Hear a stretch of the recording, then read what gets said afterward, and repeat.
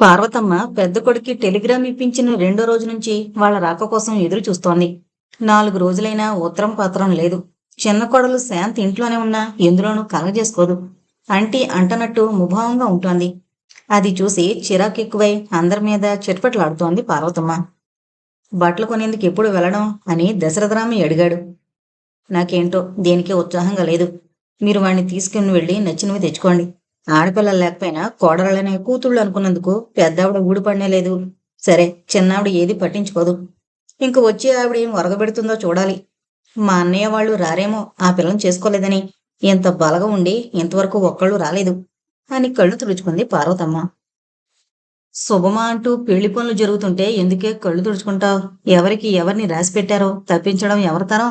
తెలియక అజ్ఞానంతో అనుకున్నవి జరగలేదని బాధపడతాం అని కోడల్ని మందలించింది ఆదెమ్మ. నీ కోడలు బాధ, ఆవిడ అన్నగారు పెద్ద కోళ్ళు ఇంకా రాలేదని ఇంకా వ్యవధిందిగా. వస్తారు. ప్రతి విషయానికి బెంగవుతే ఈ పనులు ఎలా జరుగుతాయి అని దశరథరామయ్య తల్లితో అన్నాడు. ఒరే అబ్బాయి, నీతో చెబుదామనుకున్న విషయం మరిచా. ఇందాక పురాణానికి వెళ్ళొస్తూ ఆ ఇంజనీర్ గారింటికి వెళ్ళా. మనవడి పెళ్లి ముహూర్తం పెట్టారని చెప్పా. ఆవిడ ఎవరో కావాలంటే రవ్వల దుద్దులు ముక్కు పుడక తెప్పించిందట. తీరా వచ్చాక పెద్దవయ్యాయి అన్నారట. అవి వాళ్ళు ఎవరో వస్తే వాళ్ళకి చెప్పి చూపెడుతోంది.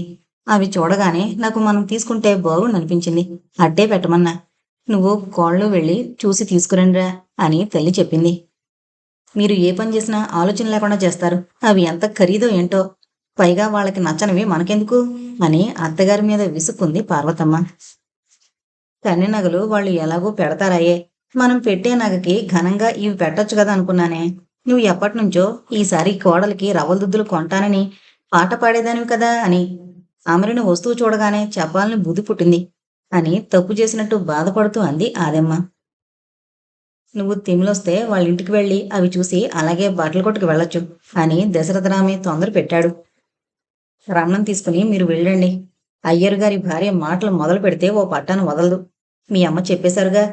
వాటి ధర కనుక్కుని వెంకటాచలం గారికి చూపెట్టండి. ఆయనకు వాటిలో దోషం ఉంది లేనిది తెలుసు. అసలు ఆవిడ తెచ్చిందంటే ఏ వంక ఉండదు. అయినా ఓసారి చూపెట్టడం మంచిది అని పార్వతమ్మ చెప్పింది. వెంకటాచలం గారిని తీసుకుని దశరథరామయ్య ఇంజనీర్ గారి ఇంటికి వెళ్ళాడు.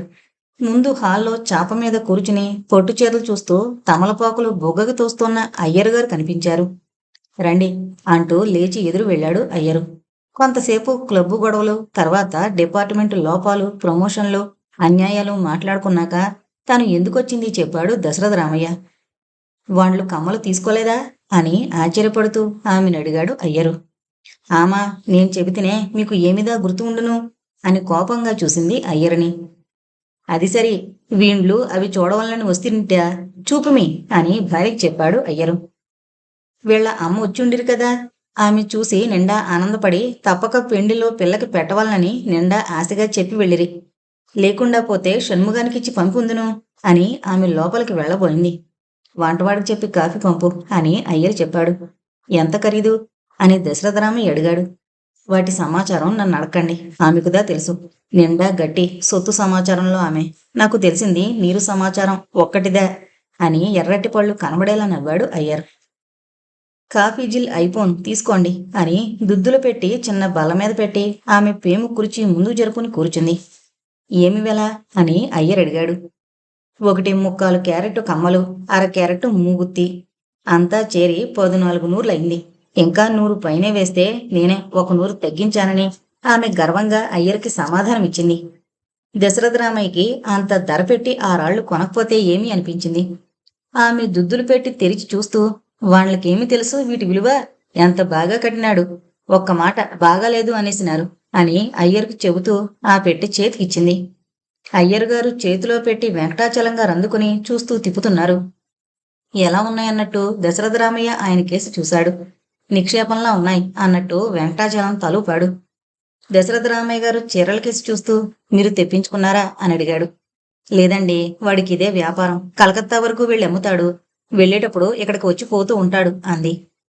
ఈ చీరల ధరలు మీకు బాగా తెలుస్తాయి. మా ఇంటికి పంపుతారేంటి?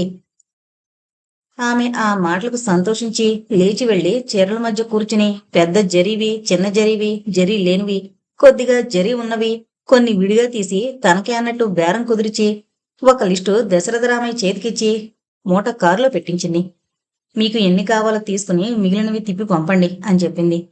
దశరథరామయ్య కొంత డబ్బు ఆవిడ దగ్గరకు జరుపుతూ చివరికి లెక్క చూసుకుందాం ఉంచమని చెప్పాడు. ఆమె అందులో పెద్ద జరి ఉన్న పసుపు రంగు చీర తీసి, ఈ రోజు నిండా మంచి దినం, ఈ చీర పెండ్లి పిల్లకి పెడతారు కదా అని దీనిపైన కమ్మలు పెట్టిస్తును అంటూ బల్లపైన పెట్టింది. అయ్యరు గారికి చెక్కిచ్చి ఒబియుల్ని పెళ్లికి రావాలంటూ పిలిచి సెలవు తీసుకుని బయలుదేరాడు దశరథరామయ్య. ఇంటికి వెళ్లేసరికి దశరథరామయ్యకి చెల్లెలు వెంకటలక్ష్మి ఎదురొచ్చింది. ఎప్పుడొచ్చావే అని చెల్లెల్ని పలకరించి, మీ వదిన ఎక్కడుందమ్మా అంటూ పార్వతమ్మ కోసం చూశాడు. తీసుకొచ్చారేంటి అంటూ చేతులు కొంగుతో తుడుచుకుంటూ వచ్చింది పార్వతమ్మ. ఒక పనికని వెళ్ళి 2 పనులు చేసుకొచ్చాను, నీలా మొన్ను తిన్న పాములా ఉంటాననుకోకు అంటూ బట్టల మూట ఉయ్యాల బల్ల మీద పెట్టించి చీరల మూట ఊడదీశారు దశరథరామయ్య గారు. ముందు దుద్దులు చూపిద్దురు అంటూ చేయి జాపింది పార్వతమ్మ. లోపల జేబులోంచి తీసిస్తూ, ఆ పచ్చచీర పెళ్లి కూతురికి పెట్టమని ఆవిడ చెప్పింది అన్నారు. పార్వతమ్మ దుద్దుల్ని చూస్తూ, చాలా బాగున్నాయి, ఈ మాత్రమేనా లేకపోతే ఏం బాగుంటాయి అని తిప్పి తిప్పి చూస్తూ అత్తగారిని పిలిచి చూడమంది. ఆదమ్మగారు దుద్దులు చూసి కూతురి చేతిలో పెట్టారు. చాలా బాగున్నాయంటూ వెంకటలక్ష్మి వదిన గారి చేతిలో పెట్టింది. అయ్యరు గారింటికి ఒక అతను వస్తాడట, ఈ చీరలు అతని దగ్గరవే అంటూ మాటలు చీరల మీదకి మరల్చాడు దశరథరామయ్య. చీరలు ఎనడంలో అంతా చుట్టూ చేరారు. పెళ్లి కూతురికి ఈ 4 బాగుంటాయి అంటూ పార్వతమ్మ వేరే తీసి పెట్టింది. ముదురు రంగువి తను 2 తీసుకుంది. పెద్ద కోడలికి చిన్న కోడలికి వేరే తీసి, ఇది నీకు బాగుంటుంది అంటూ వెంకటలక్ష్మికి మరొకటి చూపించింది. చూడు వదిన, పెళ్లి కూతురికి పెట్టేవి వియ్యపురాలు కనుక నీకు నదురుగా కనబడేవి తీసుకో, ఇంకా మా అందరికీ మీరేది పెడితే అదే బాగుంటుంది అని సలహా చెప్పి, పెళ్లి కూతురికి ఇంకో చీర పెట్టడం బాగుంటుంది అని పసుపు రంగు చీర కూడా విడిగా పెట్టిన చీరల మీద పెట్టింది వెంకటలక్ష్మి. చూడమ్మాయి, ఆ చీర అప్పుడే పెళ్లి కూతురికి పెట్టినట్టే లెక్క, ఇందాక ఆవిడ పసుపు కొమ్ములు పెట్టి మరీ బల మీద పెట్టింది నవ్వుతూ దశరథరామయ్య చెప్పాడు. ఇంతకీ పెళ్లి కొడుకు చూశాడా, ఎక్కడా కనబడలేదే అని వెంకటలక్ష్మి అన్నగారిని అడిగింది. వాడి బట్టలు గొడవ వాడు చూసుకుంటాడు అని చెల్లెలతో నవ్వుతూ చెప్పాడు దశరథరామయ్య. ఆ రోజు రాత్రి పడుకునేదాకా అందరికీ చూపెడుతూ చీరలు దుద్దులు ఆవిడ మళ్లీ చూసుకుంటూ తృప్తి పడింది పార్వతమ్మ.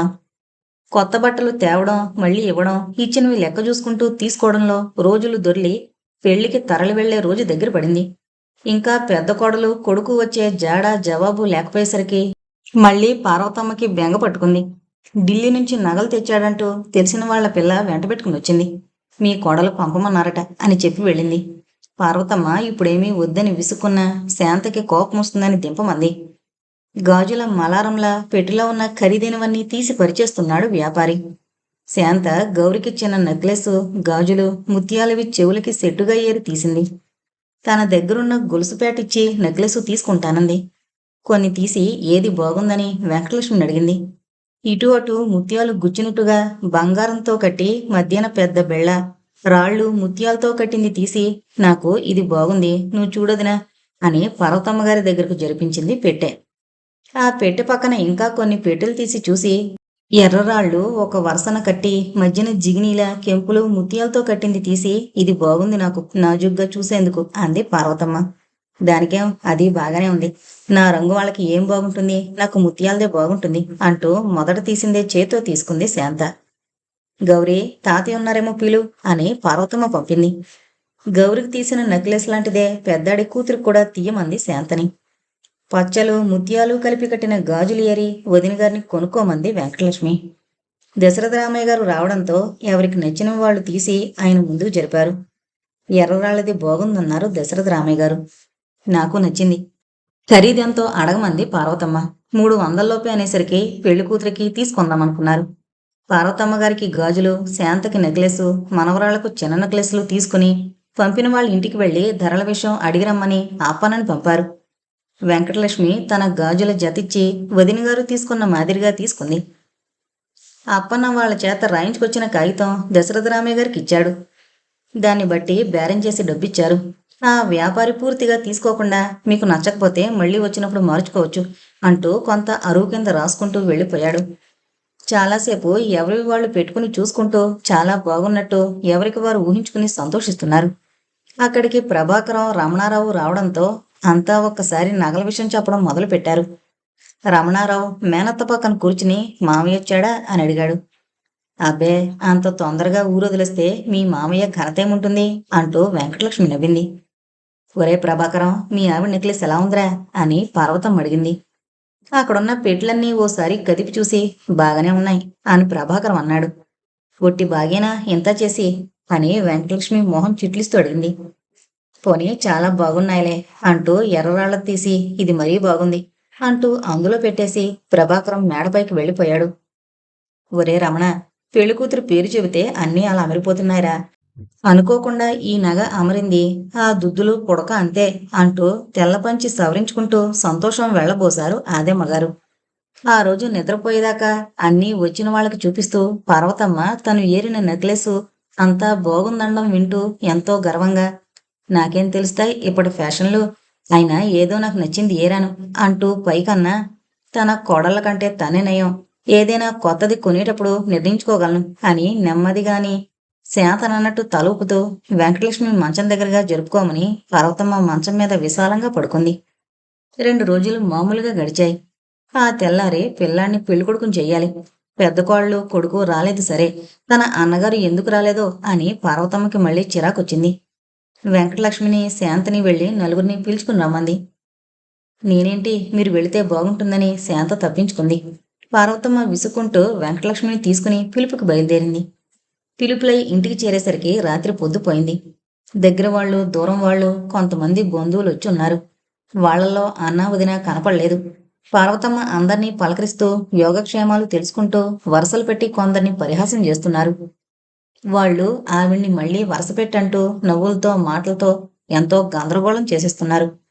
ఆ క్షణంలో నవ్వి నవ్వి కళ్ళల్లో వచ్చే నీళ్లని పొట్టుచెరు కొంగుతో తుడుచుకుంటూ పార్వతమ్మ వంటగది వైపు వెళ్ళింది.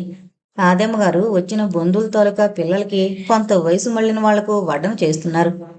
పార్వతమ్మ అక్కడికి రావడంతో మళ్లీ మాటలు నవ్వులు మొదలు పెట్టారు. స్తంభంచాటుగా కూర్చున్న ఆవిడ మరదలు రాకుండా తిందామంటే వీలు పడలేదు అంటూ అప్పడం విరిచి తింటోంది. నువ్వా వదినా అంటూ పార్వతమ్మ ఆవిడ్ని పలకరించింది. అయ్యర్ని శివయ్యనైనా రామన్న గారినైనా పిలుచుకురాకపోయావా అని అడగడం పూర్తి కాకుండానే అమ్మా వచ్చానండి అంటూ గడపవతల నుంచి సేనయ్య తొంగి చూశాడు. వచ్చావా చూడు, మేం వెళ్ళమని చెప్పేదాకా వెళ్ళకూడదు. అక్కడ ఒప్పుకున్నా ఇక్కడ ఒప్పుకున్నా అంటూ ఇంకెవరినో తెచ్చిపెడితే నేను ఒప్పుకోను. నువ్వుంటే మాకింటి మనిషిలా ఉంటుంది అని పార్వతమ్మ అంది. మీకు ఏమీ ఇబ్బంది లేకుండా నేను చూసుకుంటానుగా అంటూ అంగోస్త్రం నడుము కట్టుకుని వడ్డంలోకి దిగాడు శివయ్య. పొద్దుపోయింది, ఇంకా వడ్డని ఏర్పాట్లు చేస్తే బాగుంటుందేమో అని పార్వతమ్మ గోడవారున్న అరటి ఆకులు తీసి చేత్తో పట్టుకుంది. వడ్డాణం రింగు జరుపుకుంటూ వెంకటలక్ష్మి అక్కడికొచ్చింది. వదినగారి చేతిలో ఆకులు తీసుకుని నేను వేస్తా కానీ నువ్వు వెళ్ళి చీర మరుచుకురా అని వదినగారిని పంపింది. పిల్లలు మగవాళ్లు కూర్చున్న బంతులు లేచాయి. ఆడవాళ్ల బంతి లేచేసరికి చాలా పొద్దుపోయింది. ఎవరికి తోచిన చోట వాళ్ళు పక్కలు పరుచుకుంటున్నారు. వచ్చిన వాళ్ళు ఇంట్లో వాళ్ళు కూడా టైం సంగతి మరిచిపోయినా గడియారం యథావిధిగా గంటలు కొడుతోంది. ఎవరో ఒకరు తెల్లవారిదాకా మెలకుగానే ఉన్నారు. పురోహితుడు చేతివాచి చూసుకుంటూ హడావిడిగా దొడ్లోకి వీధిలోకి తిరుగుతున్నారు. పార్వతమ్మ గారిని పిలిచి చూడండమ్మా, తొందరగా తెమలాలి, మళ్ళీ వర్జ్యం వస్తుంది. అబ్బాయి గారిని పిలవండి, ఇప్పుడు టూకీగా పూర్తి చేసేయండి. మధ్యాహ్నం వేడుక మీ ఇష్టం వచ్చినంతసేపు చేసుకోవచ్చు అంటున్నారు. రమణారావుని పిలిచి కూర్చోబెట్టి పార్వతమ్మ వెంకటలక్ష్మిని హారతి పళ్ళెంలో పెట్టుకుని తీసుకురమ్మంది. తీసుకొచ్చి తోడపెళ్లి కొడుకు ఈ పూట బండికి రానట్టేనా అని వదిన గారిని అడిగింది. ఏమోనమ్మా, ఏదో సామెత చెప్పినట్టుగా ఉంది. మా ఇంటి వరస మర్నాడే వచ్చేమని అందరం తలో 100 సార్లైనా చెప్పుంటాం, ఎంతవరకు అయిపోలేడు అని విసుక్కుంది పార్వతమ్మ. పోనీ మన వాళ్ల పిల్లవాడిని కూర్చోబెడితే సరి అని వెంకటలక్ష్మి సలహాతో పార్వతమ్మ ఇంకెవరినో కూర్చోబెట్టి హారతిచ్చి బొట్టు పెట్టి అందర్నీ పిలిచి అక్షంతలు వేయమంది. రమణారావుని స్నానానికి తీసుకువెళ్ళింది వెంకటలక్ష్మి. మధ్యాహ్నానికి మరికొందరు బంధువులు స్నేహితులు వచ్చారు. ఆ రాత్రి భోంచేసే బయలుదేరితే బాగుంటుంది అని కొందరన్నారు. అక్కడికి వెళ్లే భోజనాలు చేద్దామని కొందరి సలహాతో ఎప్పుడు వెళ్లడమనే తర్కం బయలుదేరింది. పార్వతమ్మ పెళ్లి కూతురికి పెట్టాల్సినవి వాళ్ళకి ఇవ్వాల్సినవి వేరువేరు పెట్టెల్లో పెట్టి వెంకటలక్ష్మిని గుర్తుపెట్టుకోమంది.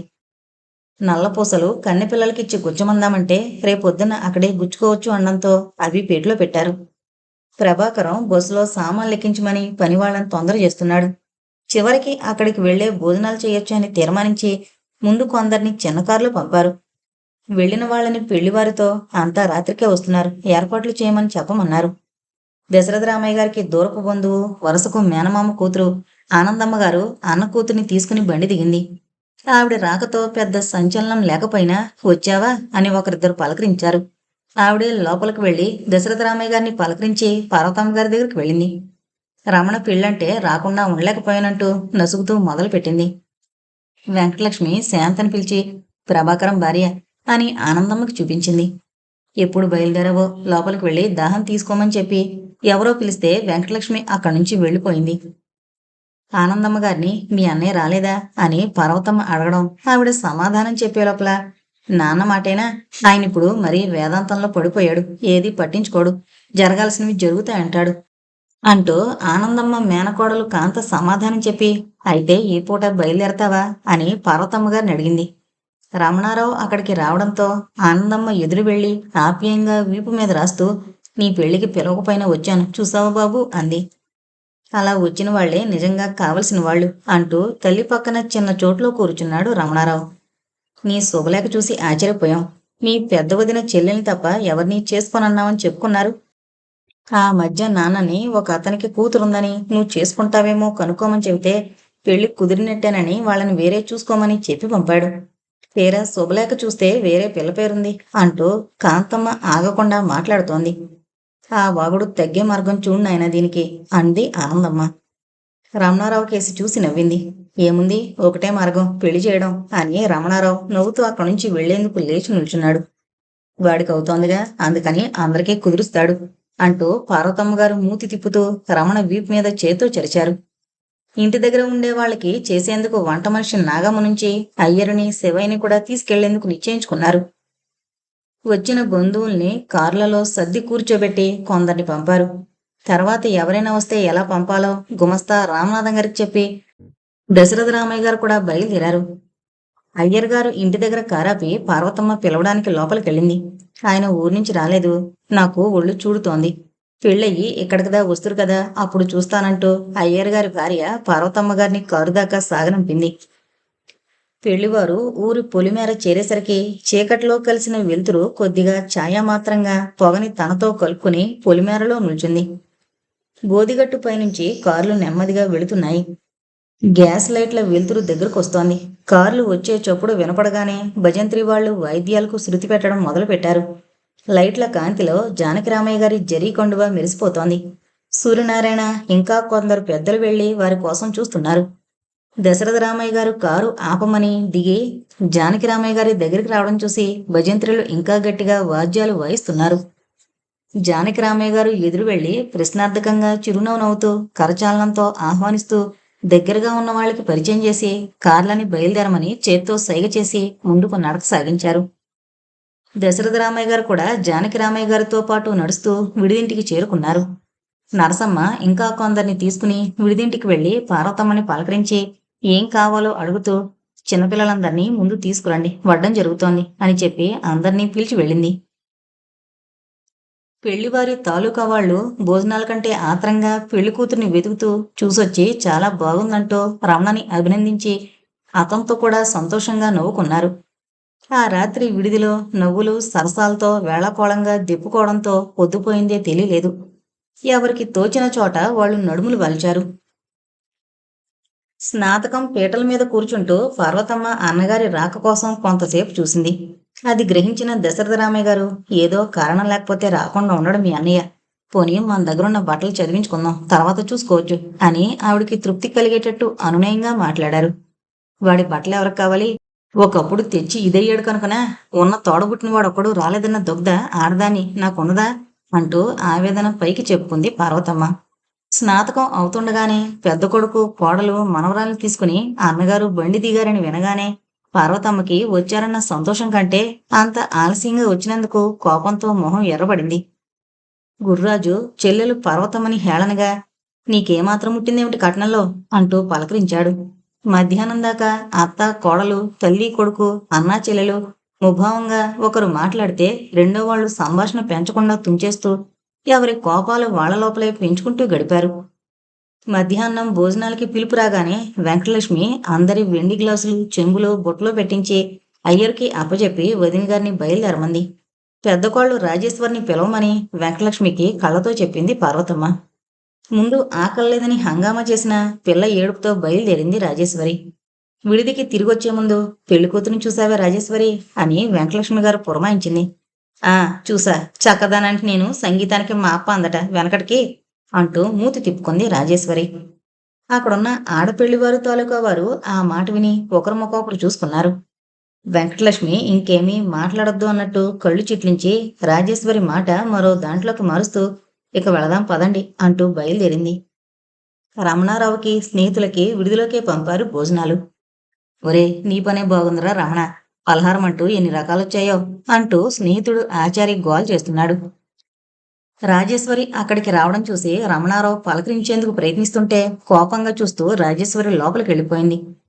విడిదికి తిరిగొచ్చిన బంధువులు భుక్తాయాసంతో కొందరు చేపలు జంబుకానాలు తెచ్చుకుని నడుములు వాల్చారు. గుర్రాజు చుట్టని కొరుక్కుంటూ వచ్చి పై కండువాతో నేల మీద విసురుగా దులుపుకుని కూర్చుంటూ రమణారావుతో నీ పెళ్లి ధర్మ అని కమలి చూడు ఎంత పనిచేసిందో అని మొదలుపెట్టాడు. రమణారావు ఆశ్చర్యంగా ఏం చేసింది అంటూ జవాబు కోసం తెల్లబోయి చూస్తున్నాడు. ఆ మాట వినొచ్చిన రాజేశ్వరి ఊరుకో బాబాయ్ నీదో పిచ్చుగోలా, దానికేం మంచి తెలివైన పనిచేసింది, హాయిగా సొప్పడుతుంది అంటూ కొంత అక్కసు బయట పెట్టింది. ఏం చేసిందో చెప్పనీయకుండానే నువ్వు ఆఖరి మాట చెబితే ఎలా అర్థమవుతుందే మాకు అంటూ వెంకటలక్ష్మి కదిపింది. గుర్రాజు చుట్ట బయటికి విసిరేసి కండువాతో మొహం తుడుచుకుంటూ నీ పెళ్లి శుభలేకి వచ్చిన దగ్గర నుంచి మాతో ముభావంగా ఉండేది, మాకు దాన్ని చూస్తే ఎంతో జాలేసింది. నువ్వు మాట మాత్రంగానైనా నన్ను అడగకుండేలా ఒప్పుకుంటావనుకోలేదు సుమా నేను. ఇప్పుడు దానికి ఏమైంది, ఇతను చేసుకోకపోవడం మంచిదైంది అంటాను నేను అంటూ రాజేశ్వరి కొంగు ముందుకు తీసుకుని జడం ముందుకేసుకుని గడప మీద కూర్చుంది. ఇద్దరి ధోరణి గ్రహించిన రమణారావుకి సంభాషణ పెంచడం ఇష్టం లేక మేనమావతో ప్రయాణం బళ్ళిగ్గా ఉండొచ్చు, కాసేపు పడుకుంటావేమిటి అంటూ అప్పన్నని పిలిచి ఓ దిండు తెచ్చి ఇవ్వమన్నాడు. అక్కర్లేద్దంటూ కండువా చుట్టి తల కింద పెట్టుకుని అక్కడే పడుకునే ప్రయత్నం చేసుకుంటున్నాడు గుర్రాజు. అప్పటిదాకా గడప పట్టుకుని నిల్చున్న కాంతం ఎంతకే నువ్వు పెళ్లికూతురిని చూసావా అని రాజేశ్వరిని అడిగింది. వదిన గారు ఏమంటుందో అన్న కుతూహలంతో రమణ కళ్ళు పెద్దవి చేసుకుని చూస్తున్నాడు. ఏమో నాకు నచ్చలేదు, వడలిపోయిన మొగలుపు రంగులో ఉంది, ఎక్కడా నావకం లేదు. ఆ పిల్లకన్నా మా కమల నలుపైన చాలా అందమైందని చెప్పొచ్చు. ఆయన అందరికీ అన్ని వంకలు పెట్టేవాడివి, నీకెలా నచ్చింది బాబు అంటూ రమణారావుని అడిగింది రాజేశ్వరి. ఏం బాగలేదంటావా అని రమణ మళ్ళీ వదినగాని అడిగాడు. వెంకటలక్ష్మి మధ్యలో అడ్డొచ్చి నిక్షేపంలా ఉంది, పిల్లకేం మీ వదినికి రైల్లో నిద్రలేదేమో, రంగు సరిగ్గా చూడలేదు, చక్కటి పసిమి రంగు, చారడేసి కళ్ళు, ఇంకో ఒళ్ళంటావా, ఇంకో 2 ఏళ్లు పోతే వద్దన్నా వస్తుంది, చక్కగా గాజుబొమ్మలా ఉంది, నాకేం లోపం కనపడలేదు పెళ్లికూతురులో, గాజుబొమ్మ కాదు కొయ్య బొమ్మలా ఉంది అంటూ గట్టిగా నవ్వింది రాజేశ్వరి. పోన్లే ఎలా ఉంటాయేం, చేసుకునేవాడికి నచ్చినప్పుడు నీకు నాకు నచ్చకపోతే ఇబ్బంది ఏం లేదు, నాకు తెలియక అడుగుతాను, ఆ సన్నతనాన్ని కోరుకునేగా తిండి తెగ్గించి అక్కుపక్షిలా తయారయ్యో అని రాజేశ్వరిని మందలించింది వెంకటలక్ష్మి. ఏం నువ్వంత వెనకేసుకొస్తున్నావు, ఈ సంబంధం కుదిర్చింది నువ్వే కాదు కదా అని గుర్రాజు లేచి తిన్నగా కూర్చుని వెంకటలక్ష్మిని అడిగాడు. ఎవరు కుదిర్చినా రాత్రికి పెళ్ళనగా ఇలా వాడి దగ్గర మాట్లాడడం ఏం బాగుండదు అని వెంకటలక్ష్మి అంది. అంత మోజుపడి ఎలాగా చేసుకుంటున్నవాడు మా మాటలు విని మానలేండి అని రాజేశ్వర్ అంది. అసలు మా బావను అనాలి, ఈ మధ్య బాగా డబ్బాస్ పెరిగిపోయింది, దాని ముందు పిల్లల సుఖం కూడా గుర్తించలేకపోయారు. కమలకి కట్నం ఇవ్వలేం, కానీ ఇద్దరికి ఈడు జోడు ఎంత బాగుండేది, నువ్వెలా ఒప్పుకున్నావురా, మీ నాన్న బలవంతం చేస్తున్నాడని ఒక కార్డు రాసి పడేస్తే నేను చూసుకున్నాను కదా వచ్చి అని రమణారావుని గట్టిగా అడిగాడు గుర్రాజు. వాళ్ళ నాన్నకు కాదు డబ్బాస, మీకు బుద్ధిమాన్యం వచ్చి ఉండాలి, ఎక్కడైనా ఇద్దరు అక్కా చెల్లెళ్ళు ఒక ఇంటి కోడలు అవడం ఉందా మనలో అని వెంకటలక్ష్మి అడిగింది. అలాంటి అభ్యంతరం ఉంటే నేను కూర్చునేవాణ్ణి పీటల మీద అంటూ తన వాదాన్ని పెంచడం మొదలుపెట్టాడు గుర్రాజు. పార్వతమ్మ అక్కడికి రావడంతో అంతా ఒక్కసారి ఆమెను దిగుబట్టారు. కమలం చేసుకోలేదని నీ అన్న నీ కోళ్లు కన్షోస్ పడుతున్నారు అని ఒక్క మాటలో వెంకటలక్ష్మి వదిన గారికి చెప్పింది. కమలం చేసుకుంటామని ఎవరన్నారు అసలు, శకుంతల్ని కలుపుకోమని మా వదిన ఒకసారి అన్నట్టు గుర్తు అని పార్వతమ్మ కూర్చుంటూ అంది. శకుంతల బుద్ధి నిలకడలేంది కాదు నీ కొడుకులా, అది ఎవరిని చేసుకోవాలనుకుందో అతని తప్ప చేసుకోనని చెప్పేసింది అని గుర్రాజు గర్వంగా చెప్పుకొచ్చాడు. అత్తయ్య ఆశ చూడు, దాన్ని చేసుకుంటే ఒక్కరితే పిల్ల కనుక ఆస్తంతా వస్తుందని అంటూ రాజేశ్వరి గుర్రాజు గారితో అంది. ఎవరిని చేసుకున్నా నాకు ఒకటే, నాకు తెలుసు మీరిలా రాద్ధాంతం చేస్తారని, వాడిని అడుగు మొదట వద్దని ఎంత పట్టుబట్టాను అని రాజీ పడేట్టు మాట్లాడింది పార్వతమ్మ. అసలు నీకు విశ్వాసం లేదు. నీకోసం చిన్నతనంలో ఎంత బాధపడ్డానో గుర్తుందా? ఈ పిల్ల మేనత్త బతికుండగా నువ్వు సరిగ్గా తిండైనా తినేదానివా?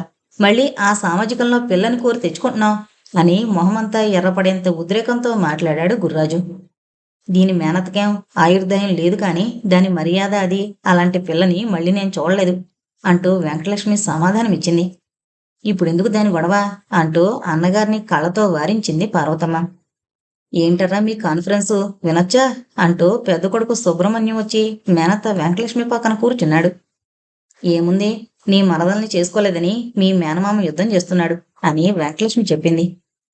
నన్నడిగితే ఇద్దరూ చాలా మంచి పని చేశారంటూ కమల అత్తవారికి బోల్డ్ ఆస్తుందట. సరి, వీడికి ఆశతో పిల్లొచ్చింది, డబ్బుంటే మిగిలినవి ఎలాగైనా సరిపెట్టుకోవచ్చు అంటూ సుబ్రహ్మణ్యం చెప్పాడు. కమలకి పెళ్ళైనట్టు మాకు తెలవనే తెలవదు అంటూ ఆశ్చర్యంగా అంది పార్వతమ్మ. మీకిప్పుడు డబ్బు పిచ్చి పట్టింది, మీరు కూడా డబ్బున కుంటిదానో గుడ్డిదానో చేసుకోవాల్సింది కోపంగా అంది రాజేశ్వరి. ఇప్పుడైతే ఆ పని చేద్దునేమో అని నవ్వుతూ సుబ్రహ్మణ్యం అన్నాడు. పోనీ ఇప్పుడు మాత్రం మించిపోయిందేమిటి? మీ మేనతో ఓ కురూపిని పెంచుకొని మీకు ఇచ్చి చేయమనండి, వాళ్ళ ఆస్తంతా మీ పేకటికి కర్పూరంలో హారతివ్వచ్చు. నా కర్మకాలి పెంచుకునేదాన్ని కూడా కురూపినే తెచ్చుకోవాలా? పోనీ తెచ్చుకున్నా ఇంకో పెళ్ళికొడుకు దొరకనట్టు వాడికెందుకిస్తా అంటూ వెంకటలక్ష్మి నవ్వింది. అది కాదే అత్తయ్య, వాళ్ళ చెల్లెలు గుడ్డి కంటి వాడిని పెళ్లి చేసుకుంది డబ్బు కోసం. ఆ కచ్చ అందరి మీద చూపెడుతోంది అని బయట పెట్టాడు సుబ్రహ్మణ్యం. గుణం మంచిది కావాలి, గుడ్డు కన్నైతే ఏమి? ఇంకా వారం కాలేదు పెళ్ళయ్యి, పూల్లో పెట్టినట్టు చూసుకుంటున్నాడు. పైగా దాన్ని దెప్పనక్కర్లేదు. మీ తమ్ముడు చేసుకునే పిల్ల భూలోకి రంబేం కాదు అంటూ దవడలు పెద్ద గుడ్లు చూస్తారుగా మీరు, తర్వాత మమ్మల్ని దెప్పండి. కళ్ళు పెద్దవి చేసి మూతి తిప్పుతూ రాజేశ్వరి అంది. ఏంటో నేను సరిగ్గా చూడలేదప్పుడు, వదిన చెప్పేది నిజమేనేమో అంటూ రమణారావు బెంగగా మొహం పెట్టుకున్నాడు. ఊరుకోరా, మీ వదిన అక్కసుకొద్దీ అనే మాటలు తప్ప పెళ్లి కూతురికి వంక పెట్టేందుకు మీ వదిలిద్దరికి అర్హత లేదు. నన్ను అడిగితే చక్కటి కనుముక్కు తీరు, పసిమి రంగు, భార్యుడి జడ, ఎంతో కళైన మొహం, కాస్త అర్భకంగా ఉన్న నాజుగ్గా ఉంది తప్ప వెకిరించేట్టు ఏమీ లేదు అని వెంకటలక్ష్మి సర్ది చెప్పింది రమణారావుకి. ఎరా, మీ మరదలు పెళ్లి ముచ్చట్లు చెప్పరా అని పెద్ద కొడుకుని అడిగింది పార్వతమ్మ. ఈ శుభలేఖ చూడగానే దాని మనసు విరిగి ఎవరైతే ఏమన్నట్టు ఆ సంబంధం ఒప్పేసుకుందట అని రాజేశ్వరి మరిదిగారి కేసి చూసింది. ఎందుకు అబద్ధాలు? ఈ పెళ్ళికొడుకు ఇంకో సంబంధం చూసేందుకు వచ్చాడట. ఆ పిల్ల ఆ అబ్బాయిని చూసి చేసుకోనని ఏడుపు మొదలుపెట్టిందట. అక్కడికి తీసుకొచ్చిన పెద్ద మనిషి వీళ్ళకన్నీ చెప్పి వాళ్ళ ఆస్తి వివరాలు చెప్పేసరికి ఆవిడికి ఆశ పుట్టి కమలని ఒప్పించిందట. ఆ పెద్ద మనిషి ఆస్తి 3 వంతులు కమల పేరు రాయించి పెళ్ళవగానే రిజిస్ట్రేషన్ చేయిస్తానన్నాడట అని స్పష్టంగా తేల్చాడు సుబ్రహ్మణ్యం. వాళ్ళు మళ్ళీ ఆలస్యం చేస్తే ఈ పిల్ల కూడా ఒప్పుకోదేమోనని వెంటనే తిరుపతిలో పెళ్లి ఏర్పాట్లు చేశారట. మాకు టెలిగ్రామ్ ఇస్తే వచ్చాం, తీరా చూస్తే పిల్లాడు అవిటివాడు పాపం అని రాజేశ్వరి కేసి చూశాడు సుబ్రహ్మణ్యం. మీరేం జాలిపడనక్కర్లేదు, ఆకారం ఉండి మీరేం సుఖపెడుతున్నారేమిటి? నాకంటే అదే సుఖపడుతుంది అంటూ కళ్ళు తుడుచుకోవడం మొదలు పెట్టింది రాజేశ్వరి. శుభమా అంటూ పెళ్లింట్లో గడప మీద కూర్చుని శోకాలేమిటి అని వెంకటలక్ష్మి రాజేశ్వరిని మందలించి, అప్పుడే కాఫీ పలహారాలు వస్తున్నట్టున్నాయి, ఈ గొడవతో టైం ఎంత తొందరగా గడిచిపోయిందో అంటూ అక్కడి నుంచి లేచి హాల్లోకి వెళ్ళింది. వదిన గారి మాటలు రమణారావు మనసులో తిరుగుతున్నాయి. నిజంగా పిల్ల బాగుండదేమో. తనకి ఎన్ని సంబంధాలొచ్చినా నచ్చలేదనడం గుర్తుకొచ్చి ఏదో బాధ మనసుని కిలికినట్టయింది. అంతా చుట్టూ ఉన్న ఒంటరిగా ఉన్నట్టు మనసు మూలుగుతోంది. ఇంకిప్పుడు ఎలాగున్నా సరిపెట్టుకోవాలి. మేనత్త చెయ్యి చేతిలోకి తీసుకుని, నువ్వు నిజం చెప్పు, పిల్లేం బాగలేదంటావా అని అప్రయత్నంగా రమణారావు అడిగాడు. నా మాట నమ్ము, నిక్షేపంలా ఉంది. మీ వదినికి ఉడుకుమోత్తనం కొద్దీ అంటోంది, మనసులో అదేమీ పెట్టుకోకు అంటూ రమణారావు చెప్పి వెంకటలక్ష్మి అతన్ని తీసుకుని కారు దగ్గరికి వెళ్ళింది. ఊరేగుతూ పెళ్లివారింటికి వెళ్ళాలి, టైం అవుతోంది, కెమిల్ రండి అని దశరథ రామయ్య గారు తొందర చేశారు. రాజేశ్వరి ఎవరో తనని ఏదో అన్నారని, పెళ్లికి రానని, విడిదింట్లోనే ఉంటానని భీష్మించుకుని కూర్చుంది. మధ్యాహ్నం నుంచి వాళ్ల సంభాషణ విన్న దశరథ రామయ్య గారు కలగజేసుకోలేదు. సరిగ్గా బయలుదేరే సమయంలో పెద్ద కోళ్లు రానన్నంతో చాలా కోపం వచ్చి పెద్ద కొడుకుని పిలిచి, ఏంట్రా ఇలా చేసేందుకైనా వస్తా అని కసురుకున్నారు. వెంకటలక్ష్మి రాజేశ్వరిని బ్రతిమలాడి తీసుకొచ్చి పెళ్లికొడుకు పక్కన కారులో కూర్చుని వెళ్ళమంది. పార్వతమ్మ కూడా నడవలేనని రమణారావు పక్కన కూర్చుంది. పెళ్లివారిని ఎదురొచ్చి లోపలికి తీసుకువెళ్లారు. పెళ్లి కొడుకుని కొందరు ఎదురొచ్చి తీసుకువెళ్లారు. టైం అట్టే లేదు, శీఘ్రంగా స్నానానికి ఏర్పాట్లు చేయండంటూ పురోహితుడు పెరట్లోకి ఇంట్లోకి తిరుగుతున్నాడు. మంత్రాల తంతు జరుగుతోంది. రమణారావు స్నేహితులు అప్పుడే ఊరు నుంచి వచ్చిన వాళ్ళు వచ్చినట్టు చెప్పి వెళ్లారు. పినతండ్రి కూతుళ్ళు రాధ, సుగుణ వచ్చి రమణారావుని పలకరించి వాళ్ళమ్మకి జబ్బుగా ఉండడం వల్ల వెంటనే రాలేకపోయామని, మేము ఆలస్యంగా రావడమే కాకుండా గుళ్ళన్నయ్యను కూడా ఆపేశామంటూ చెప్పుకుపోతున్నారు. దశరథరామయ్య గారు, ఏమే రాధా, ఆనందమేడి అని అడిగారు. అన్నయ్య వెళ్ళిపోతానని పూటపూట ప్రయాణం అవడం, అమ్మ కదలలేకపోవడం, మీ అల్లుడు గారు దగ్గరుంటానంటే నేను ఇది అన్నయ్యతో వచ్చేసాం అంది. మీ పెద్దమ్మ వాళ్ళు అక్కడున్నారు, వెళ్ళండని లోపలికి పంపారు. పెళ్లివారి తాలూకా ఆడవాళ్లు పెళ్లికూతురు గౌరీ పూజ చేసే చోటు వెతుక్కుంటూ వెళ్లి చూసొస్తున్నారు. వరలక్ష్మికి పురోహితుడు మంత్రం చెప్పి కొన్నిసార్లు అనిపించినా మనసుకి పట్టుకోలేదు. సూర్యనారాయణ కండువా నడుముకి కట్టుకుని వరలక్ష్మి కూర్చున్న బొట్టెత్తుతో, నిన్ను మొయ్యలేక మధ్యలో వదిలేస్తానేమోనే అని నవ్వాడు. ఊరికే వస్తుందేమిటి పంచెల చాపు అని నరసమ్మ నవ్వింది. పెళ్లి పందిట్లో జనం చేస్తున్న సందడికి వరలక్ష్మి గుండె దడదడా కొట్టుకుంటుంది. తల వంచుకుని కూర్చుంది. మధ్యతెర తీయగానే రమణారావు మళ్లీ ఒకసారి చూశాడు వరలక్ష్మిని. మనసు కొంత కుదుట పడింది. స్నేహితులు కళ్ళతో చాలా బాగుంది అన్నట్టు చెబుతున్నారు. ముహూర్తం అవగానే కొందరు అక్కడి నుంచి వెళ్ళిపోయారు. మధుపర్కం మీద నుంచి మంగళసూత్రం మెరిసిపోతోంది.